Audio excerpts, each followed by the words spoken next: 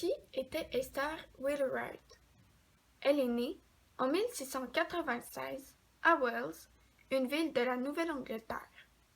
En 1708, Esther fut kidnappée par les Abénaquis alors qu'elle avait 7 ans. Elle s'adapta très bien à sa nouvelle vie en Nouvelle-France auprès des Autochtones et des missionnaires. En 1710, le père d'Esther utilisa son influence sur le gouverneur de la Nouvelle-France, Vaudreuil, afin d'obtenir la libération de sa fille. On envoya le père Vincent Bigot, qui était un jésuite vénéré des Abénaquis.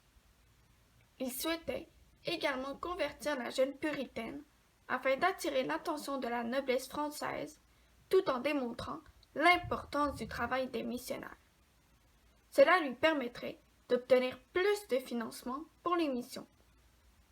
Esther fut baptisée Marie-Joseph. La jeune fille fut libérée pour être envoyée temporairement chez le gouverneur, où elle fut très bien traitée, puisque son père était un conseiller du gouverneur de la Nouvelle-Angleterre.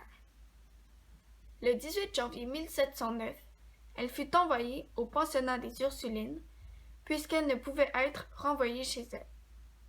Sa famille tentera à plusieurs reprises de reprendre leur fille, mais des complications et le désir d'Esther de rester firent que cela n'arriva jamais. Elle alternera le pensionnat et la demeure de Vaudreuil jusqu'en 1711, où elle s'installa à l'Hôtel-Dieu. Elle y rencontra sa cousine et restera amie avec elle jusqu'à sa mort. Le 2 octobre 1712, elle devint postulante chez les Ursulines de Québec. Elle prit le voile le 3 janvier 1713 sous le nom d'Esther Marie-Joseph de l'Enfant Jésus. Cette même année, le traité de paix d'Utrecht met fin à la guerre dans les colonies. Esther avait un peu plus de la moitié de son noviciat en 1714, lorsque sa famille tenta de nouveau la faire revenir, puisqu'elle n'était plus officiellement captive. On avança donc la date de ses vœux au 12 avril 1714, s'assurant ainsi qu'elle resterait au Canada. Les Ursulines sont un ordre religieux féminin dévoué à l'éducation des jeunes filles.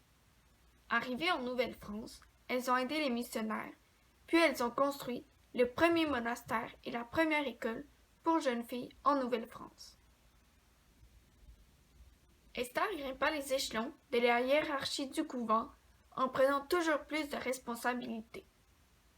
En 1726, elle devint sœur vocale, ce qui lui donna le titre de mère et lui permit de participer plus activement aux décisions prises au sein du couvent, notamment lors des assemblées. Elle garda une correspondance avec sa famille anglaise. Ces relations sont importantes avec la reprise des tensions entre la Nouvelle-Angleterre et la Nouvelle-France. Elles menèrent jusqu'à la guerre de 7 ans.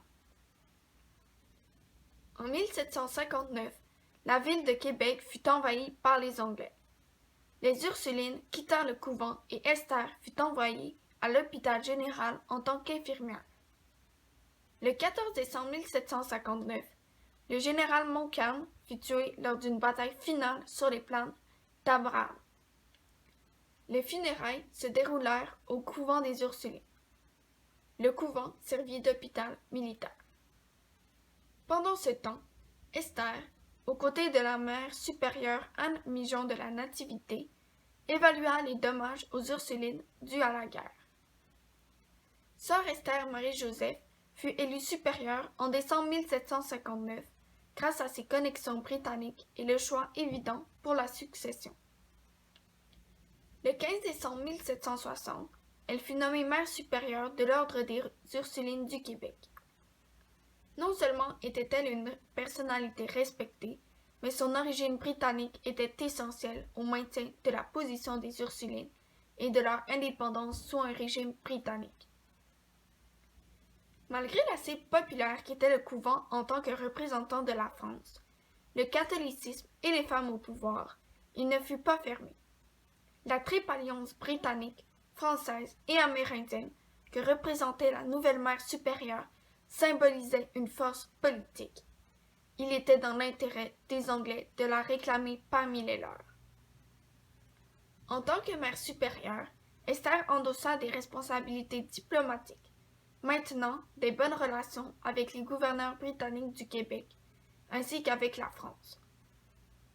Durant les négociations de l'Acte de Québec, en 1774, sa diplomatie avec le gouverneur Guy Carleton démontra l'étendue de son influence. Le couvent était central pour la ville de Québec, tant par son emplacement que par sa relation avec les Britanniques. Elle mourra à Québec le 28 novembre 1780. Elle aura réussi à rétablir la stabilité financière des Ursulines pendant les 20 années les plus difficiles de l'histoire de la communauté. Elle lui donna une solide base financière en incitant les religieuses à se perfectionner dans la broderie d'écorce de bouleau, qui devint une entreprise extrêmement profitable. Usant d'une politique de souplesse, Esther Marie-Joseph de l'Enfant Jésus maintint de bonnes relations entre les Ursulines et les autorités britanniques.